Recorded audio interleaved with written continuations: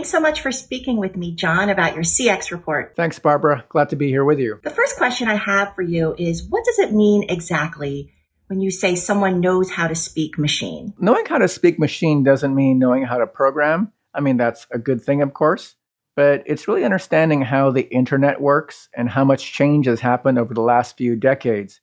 Something called Moore's Law has accelerated time such that change didn't happen linearly. It happened exponentially. And because of it, those who speak machine, those who understand how the internet works or how the cloud really works, it's not really a cloud, it's actually all around us, that's really advantaged them. And so how to speak machine is about being able to speak that language in the context of your business, understanding that how products are made has fundamentally changed because the material itself has changed. How and where did you first learn to speak machine? And has that language evolved over time? I feel lucky that I know how to speak machine.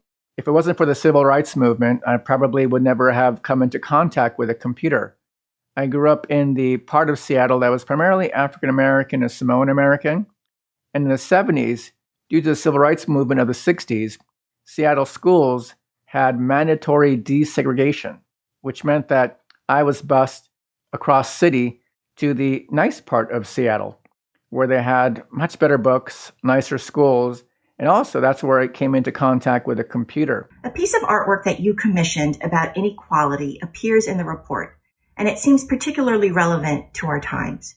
Can you describe the artwork in the context of what's going on in the world right now? The thing I caught in year 2 of the report specifically was about how exclusive the world of tech and startup was. This word equity kept coming to the front. And I was like, what is this word? Like, how do I understand this better? And then what happened was Tony Ruth is someone that I admire. He has this Tumblr called Business Town. I'm a big Richard Scarry fan.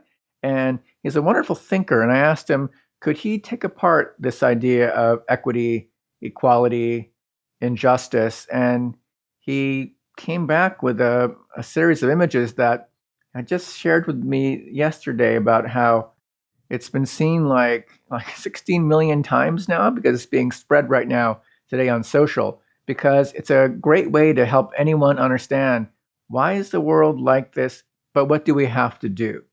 We have to move from injustice to justice. In your infinite marketing and product loop, after a person has shifted from being a buyer to a customer, what are some of the biggest risks that would cause a business to lose that customer? There are 2 kinds of experiences that had to be highlighted. They're called many things by different parties. The one that I liked best was there's a buyer experience that's attracting you to sort of buy the thing, sign up. And then there is the customer experience where you've signed up and you bought the thing and you're like, I want to get value out of it. And there's, of course, this delicious point where the buyer becomes a customer, they convert. That's where customer lifetime value sort of plays as the key metric to judge whether or not the experience is good or not.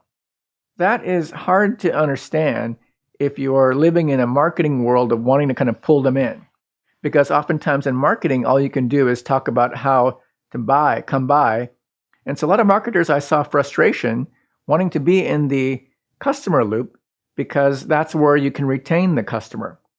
Meanwhile, in tech, we have the product management loop that's living here, building the product, engineers, working agile. And in many senses, they just want to build the product and they want to improve the product. And there's so much just debt in the product that they have to sustain it.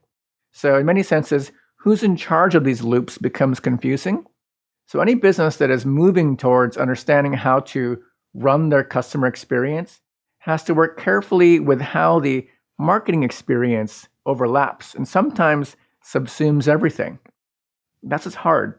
It's the organizational piece of customer experience, buyer experience, that is difficult for any organization at scale. You create a Kardashev scale based on the sci-fi writer Nikolai Kardashev. You say most businesses are currently at Kardashev 3, or the galactic civilization. What would it take for those businesses to make the leap to Kardashev 4, the universal civilization?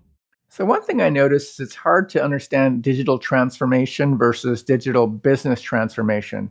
Digital transformation can be as simple as I got ready for Y2K and I'm done. It's like the year 2000 came, phew, I can go back and have my sandwich, my coffee. Thank you very much. But digital business transformation is actually having a material impact on the financial performance of the company. It could be cost saving, but ideally it's generating new revenue. But Cartership seemed to make sense. And so Cartership One is a company that's sort of just coming online and discovering that the internet's there. That most companies aren't there anymore. Cartership 2 is a company that's been told, hey, we have to do something on the internet. Maybe the business is coming. This is the 90s. And then Cartership 3 is, whoa, there's this whole social world of everything is interconnected and supply chains have IoT in them. And I've got to be a contemporary digital business. Then there's Cartership 4, which is the big tech companies, which are a totally different class of companies that can basically connect all dots with data. And they're very different from a Cartership 3 company. How do you get from a Cartership 3 to Cartership 4? That's why in the report this year, I had the opportunity to highlight the work of my colleague at Publicis Sapient, Max Kirby, on customer data platforms. And it's a really simple idea that wasn't obvious to me, which was how if you're an established organization, your IT has been built over a few decades with different parts, different people who came in, left, et cetera, et cetera. And so it's kind of like all duct taped together. And so it's very hard to share records between different systems.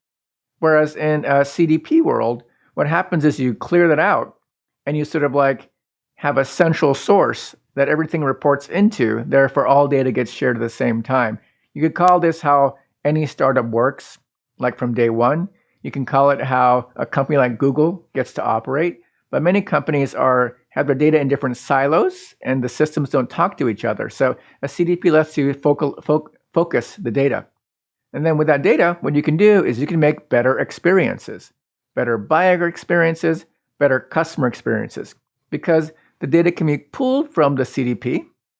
It can generate experiences relevant to you. And then it can go off and, like, if it's done the right thing with you, it can collect data from you with your permission and put it back into the CDP. And therefore, when you come back, it can over-deliver the next time you come. And that's a great experience. This is called the CX report, and you're the Chief Experience Officer at Publicis Sapient. What is the difference between UX and CX? UX is a part of CX. It's a part of the customer experience. It's also a part of the buyer experience. So in the buyer experience, you're doing a lot of UX. Very sophisticated systems being designed to tell you to come on by, literally. And then in the customer experience, it's mainly UX. There are many people who disagree.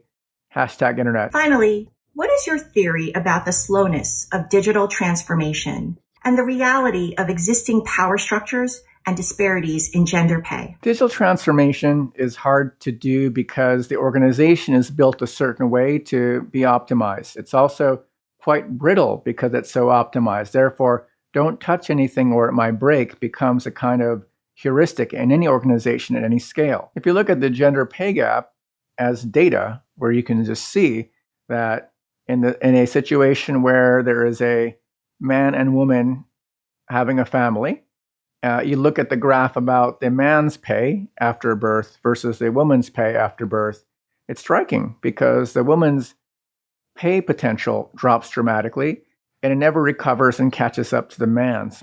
What does this mean? It means that there's a lot of potential pent up in a lot of the amazing women out there that I don't think organizations give people a chance or compensate them for being able to achieve at the level that maybe a man who's been at the twilight part of their career doesn't actually want to risk it. I think that's the reason why we have a lot of slowdown in transformation, because we have those who are like, I got to make it to the end, and we have people who go like, hey, I could actually cover that gap if you just pay me more to do it, because I have the energy and the will to take on the extra risk. I think that gap is something we don't talk about enough, and that's why in the report I put it in the end. Thanks for noticing it, Barbara. Thank you so much for speaking with me, John. It's really been a pleasure. Barbara, I can't imagine a better companion to have on a Sunday in my messy video studio. Have a great day too. Bye-bye.